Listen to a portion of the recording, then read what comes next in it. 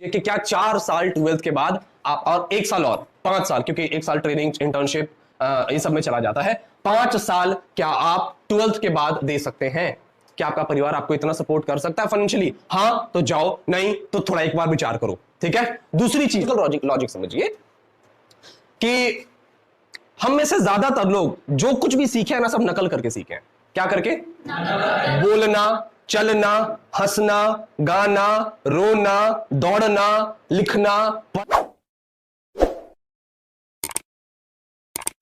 कैसे हैं आप सब?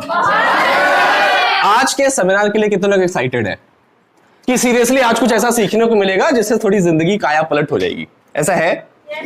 तो देखिए, आप जो आज चुनते हैं, आपका कल जो है उसी पे डिपेंड करता है। मानते हैं आप ये? लेकिन जब भी हम करियर या सब्जेक्ट का चुनाव कर रहे होते हैं तो हमारे दिमाग में 4-5 बातें चल रही होती हैं, है ना? और पहले मैं ये बातचीत करना चाहता हूं कि देखिए, मान लो कि सोनाली है, इसने कोई करियर चुना है, या फिर सुरभि है, इसने कोई करियर चुना है, और अगर वो चुनाव इसका गलत है तो इससे सिर्फ सुरभि का करियर जो है वो प्रभावित नहीं होता, सुरभि की जिंदगी प्रभावित नहीं होती, है ना? इससे अभी इसकी प्रेजेंट जनरेशन जो है, क्योंकि आपके माता पिता को आपसे कुछ उम्मीद है ना, तब उन्होंने आपको भेजा है, तो उनकी उम्मीदें टूटती हैं। दूसरा, मैं हर एक बच्चे को एक जनरेशन समझता हूं। हर एक बच्चा एक जनरेशन है ना? एक पीढ़ी कैरी कर रहा है। आपकी शादी ब्याह होगी ना भाई? करना है ना? उसके लिए तो पढ़ रहे हो आप। आप उसके बाद एक पीढ़ी आती है, तो आज आप जो चुनाव करते हैं उसी पे आपकी पीढ़ी की जिंदगी भी निर्भर है? सही है? तो कितना रिस्पॉन्सिबली इसको चुनने की जरूरत है, ये बताने की जरूरत है क्या? नहीं है ना?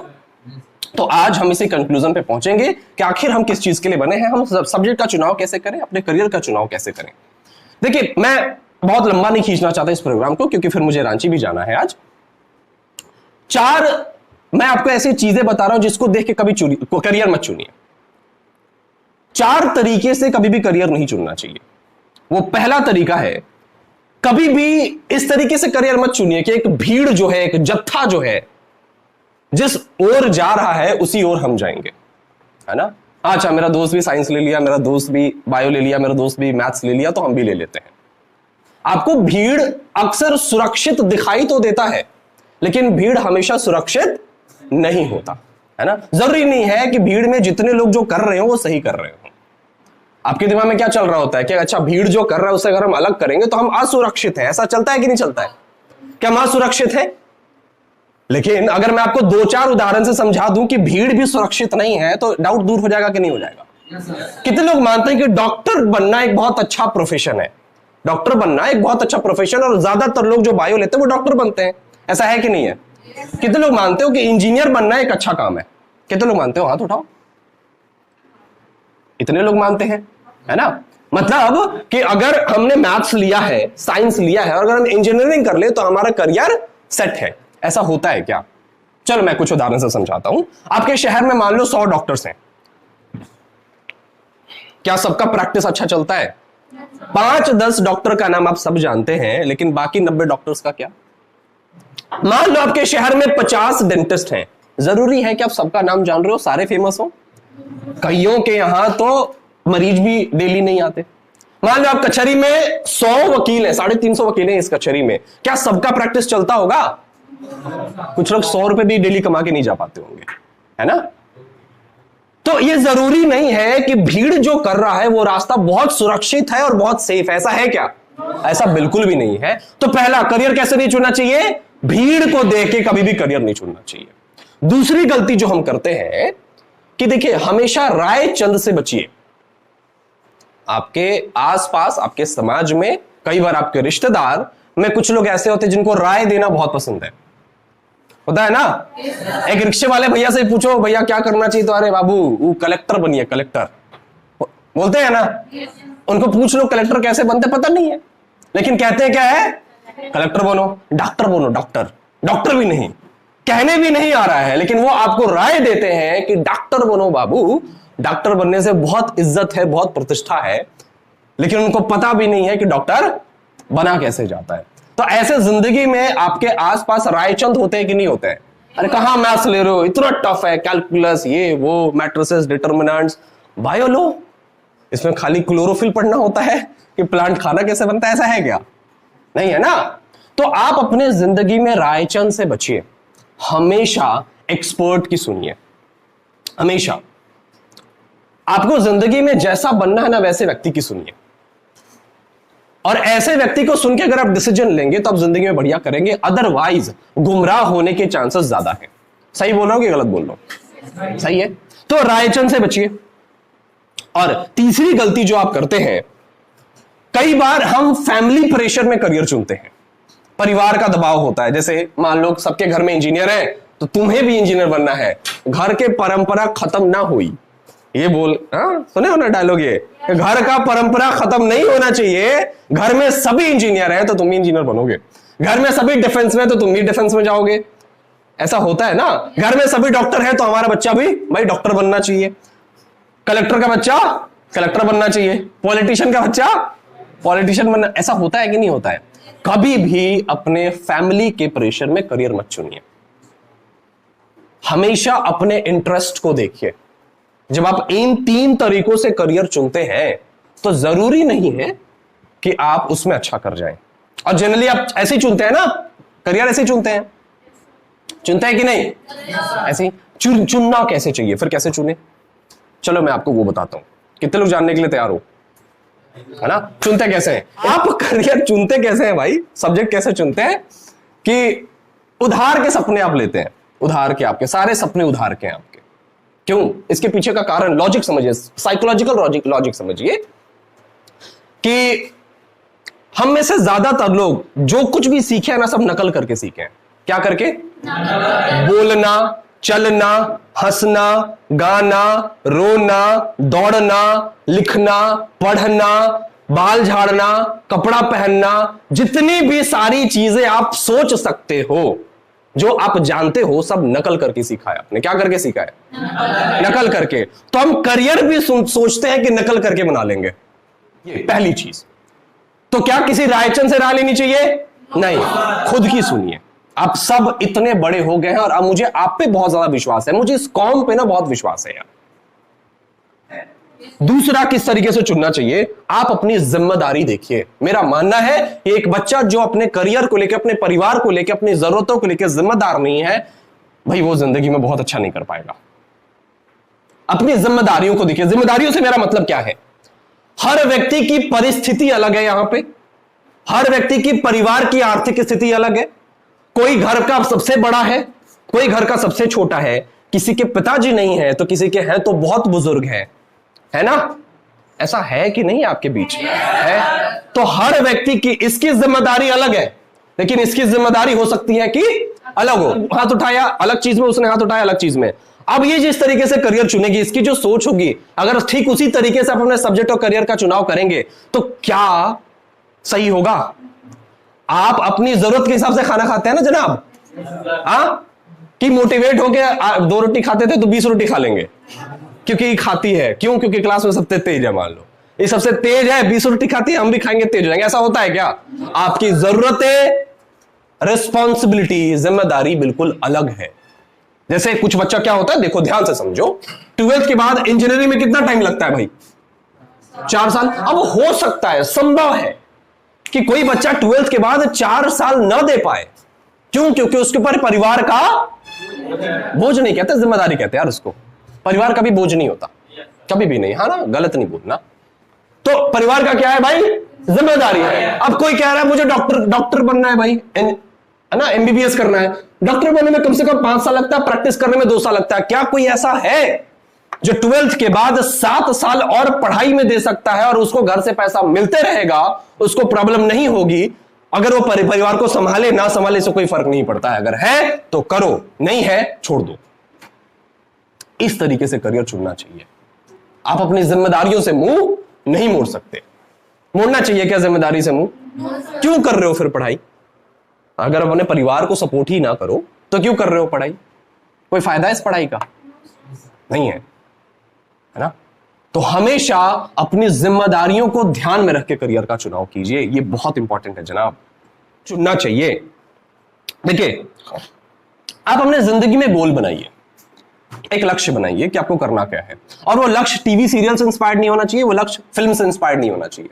वो लक्ष्य कैसे इंस्पायर्ड होना चाहिए? वो आपके अंदर की एक आवाज होनी चाहिए, है ना। कितने बच्चे को सच में अंदर से आता है कि मुझे देश की रक्षा करनी है, बॉर्डर पे जाके कोई फर्क नहीं पड़ता यार, गाना बजे कि नहीं बजे, बॉर्डर मूवी देखे कि नहीं देखे, बस करना है तो करना है, बस बात खत्म है। देखो, अंदर से आवाज आनी चाहिए। कितनों को ऐसा लगता है कि मुझे देश का सबसे अच्छा इंजीनियर बनना है?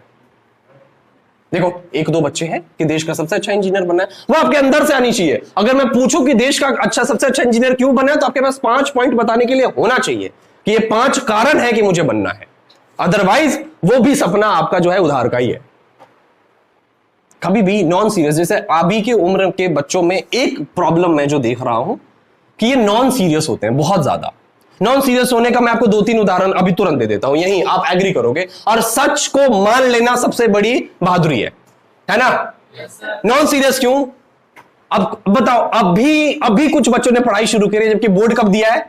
2 महीने पहले। बच्चे आज के जनरेशन में नॉन सीरियस होते हैं, बहुत बच्चे। तो सीरियसनेस थोड़ा सा दिखाइए। अब आप 12th में आ गए जनाब, 17-18 साल, इस उम्र में तो बच्चे हो जाते थे हमारे पूर्वजों के।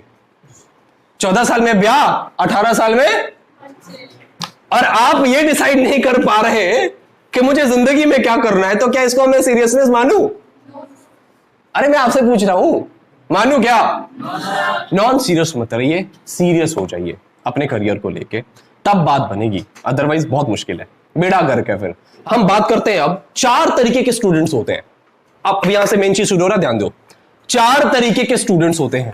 पहला, देखो ऊपर में गोल वर्सेस पाथ, इसका मैंने एक कुछ चीज लिखा है वहां पे, इसको ध्यान से देखिए। 4 तरीके के स्टूडेंट्स हैं। सबसे पहले मान लो कि आपको कुछ अचीव करना है, मान लो आपका गोल कुछ और है। जैसे मान लो किसी का गोल इंजीनियर ही बनना है या फिर एनडीए क्वालिफाई करना है। कितनों को एनडीए क्वालिफाई करना है भाई? देखो, मान लो इतने बच्चों को एनडीए क्वालिफाई करना है, लेकिन करते कैसे ये पता नहीं है। ठीक, एक होता है कि कहां पहुंचना है और वहां पे पहुंचने का रास्ता क्या है। 2 चीजें हैं ना, पहला तो क्लियर होना चाहिए कि कहां पहुंचना है, दूसरा वहां पहुंचने का रास्ता क्या क्या है। आओ उस पर बातचीत करते हैं। 4 तरीके के स्टूडेंट्स हैं। पहला, जिसको अपना लक्ष्य पता है, जैसे बच्चों ने हाथ उठाया कि मुझे एनडीए क्वालिफाई करना है, ये पता है कि भैया क्या कर रहे हैं, लेकिन हो सकता है कि इनमें से ज्यादातर बच्चों को यह पता नहीं हो कि एनडीए क्वालिफाई करते कैसे हैं। मेरा एक दोस्त है, हर सरकारी नौकरी का फॉर्म भरता है, हर गवर्नमेंट जॉब। उसको यूपीएससी का फुल फॉर्म नहीं पता, लेकिन वो यूपीएससी का भी फॉर्म डालता है। उसको लगता है कि किसी दिन ना किसी दिन तो लॉटरी लगेगा ही लगेगा। तो भाई, एग्जाम निकालना 100 रुपए का फॉर्म खरीद के लॉटरी खेलने जैसा नहीं है, उसके लिए बहुत तगड़ी प्रिपरेशन चाहिए कि नहीं चाहिए, है ना। अब तीसरे तरीके के बच्चे होते हैं जिनको लक्ष्य भी नहीं पता और जिनको रास्ता भी नहीं पता। अभी तक वो कंफ्यूज हैं कि हम मैथ्स ले, कि बायो ले, कि साइंस ले, कि आर्ट्स ले, कि कॉमर्स ले। ये तो छोड़ दो कि उनको क्या बनना है, उनको यही नहीं पता कि मुझे कौन सा स्ट्रीम चुनना है। ऐसे बच्चे मिलते हैं आपको कि नहीं मिलते हैं? अब बताओ, ऐसे बच्चों का मैं के भविष्य के बारे में मैं क्या बताऊं, क्या बोलूं, बताओ आप। कुछ बोला जा सकता है? भगवान उनको शक्ति और बुद्धि दोनों दे, यही कहा जा सकता है सिर्फ, है ना। और चौथे तरीके के बच्चे होते हैं जिनको उनका लक्ष्य भी पता होता है और जिनको रास्ता भी पता होता है। और ऐसे बच्चे सिर्फ 5% होते हैं जनाब। जैसे यहां पे अगर मान लो कि इतने बच्चे बैठे हैं इतने बड़े हॉल में, तो सिर्फ 5% बच्चों को ही एक क्लैरिटी है कि वो क्या पाना चाहते हैं और वहां तक पहुंचने के लिए कितनी मेहनत और कौन सा रास्ता लगेगा। अदरवाइज 95% बच्चे क्लूलेस हैं। सही बोल रहे हैं कि गलत बोल रहे हैं? सही। और जितने भी बच्चे गांव देहात से आए हो ना यार, मेरा आपसे कुछ खास स्नेह है। पूछो क्यों? जोर से पूछो क्यों? जितने भी गांव देहात से बच्चे आए हैं वो शारीरिक रूप से तो बहुत मजबूत हैं, बहुत, कोई सीमा ही नहीं है। उनको किसी मेट्रो सिटीज के बच्चे के सामने खड़ा कर दो तो मेट्रो सिटी का बच्चा ओ माय गॉड करते रह जाएगा कि ऑटो नहीं मिला, ओ माय गॉड, 2 किलोमीटर दौड़ के चला जाएगा अपने जगह पे।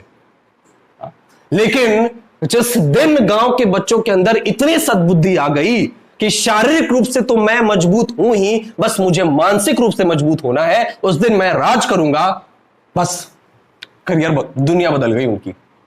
आप इतने नॉन सीरियस होते हो पढ़ाई को लेके, और ये मैं आपसे मिलके 2-4-10 स्टूडेंट से मिलके इस कंक्लूजन पे नहीं पहुंचा हूं। मैंने 44 से ज्यादा सेमिनार्स किए हैं, 44 से ज्यादा, और हजारों स्टूडेंट से मिला हूं। और अगेन, जितने भी सरकारी स्कूल आप देख रहे हैं ना आपके 50-60 किलोमीटर रेडियस के अंदर में, सब में एक बार मुझे फिर से जाना, सबकी लिस्टिंग तैयार है, हमारी टीम उस पर काम कर रही है। जब भी वहां बच्चों से मिलता हूं, एक अलग जोश तो होता है, लेकिन उनको यह नहीं पता होता कि उनको क्या करना है, उनको यह नहीं पता होता कि कैसे करना है। सही है ना कि गलत है हम? सही है। तो अगर कोई मिल रहा है, आपको बता रहा है कि ये से करने से ये हो जाएगा, वो करना चाहिए कि नहीं करना चाहिए, उसकी बात सुननी चाहिए कि नहीं सुननी चाहिए? सुननी चाहिए ना, तब जाके बात बदलेगी यार, वरना फिर वही होगा जो होता चला आ रहा है। एक बच्चा, मैं गया था एक जगह, लालगढ़ बिहार एक जगह है, वहां पे गया है ना आपके यहाँ, सेमिनार करने के बाद मैंने पूछा कि आप क्या करने वाले हैं, तो उसने कहा कि मेरा मैथ्स तो कमजोर है भाइयों, हम ले नहीं सकते क्योंकि डॉक्टर मेरे पिताजी हमको बना नहीं पाएंगे। हम पूछे करोगे क्या? तो मेरे पिताजी हैदराबाद में नौकरी करते हैं, हम भी वहीं पे जाएंगे। बच्चा उससे अच्छा कर सकता है कि नहीं कर सकता है? कर सकता है कि नहीं कर सकता है? बस क्लियरिटी नहीं है। क्या आप भी वही करना चाहते हैं? क्या आपके पिताजी हैदराबाद में या लुधियाना में या दिल्ली में कहीं पे काम करते हैं, वहीं पे जाना है आपको? पढ़ लिख लीजिए। पढ़ाई लिखाई आपको पावरफुल बनाता है। एक आईआईटीएन खेती करता है यहां पे 100-150 किलोमीटर दूर पे है आईआईटीएन। एक आईआईटी जानते हैं आप? आईआईटी, एक आईआईटीएन खेती करता है, 1 करोड़ का टर्नओवर है उसका, 1 करोड़ का खेती करके टर्नओवर है। तो 50 लाख तो जरूर कमाता होगा अपने घर में रह के और प्रकृति के बीच में, और आप खेती करोगे, उसमें फर्क है कि नहीं है? तो पढ़ाई लिखाई आपको हमेशा पावरफुल बनाता है जनाब, लेकिन तब जब आप उसको सीरियसली करते हैं। समय के साथ एक बड़ा लोचा है। समय एक ऐसी चीज है ना जो आपको बख्शती नहीं है। अगर आप समय बर्बाद करेंगे, समय आपको बर्बाद कर देगा। इसीलिए ये जो समय है आपके पास अभी 11th 12th में, ऐसा समय को भुनाइए, सही जगह दीजिए।